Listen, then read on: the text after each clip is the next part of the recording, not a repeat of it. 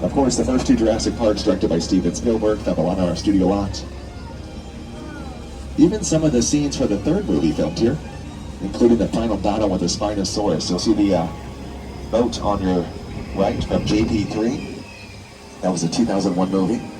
On your left, the camouflage painted mobile lab unit. This was featured in the 1997 film, The Lost World Jurassic Park. I try to rewatch these movies every so often if I can.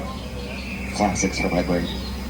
Oh, and I heard we have some really cute dinosaurs locked inside these cages up front, so folks, have your cameras out. Oh wait, why are all these cages empty? That's not a good sign. Ooh.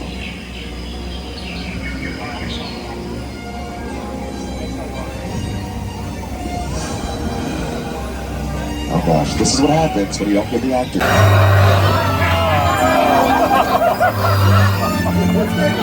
The story written by Michael Crichton is so great. Let me tell you, out here, dinosaurs, yeah, they like to spit. they're the Spitosaurus. I don't think he's mean though. He just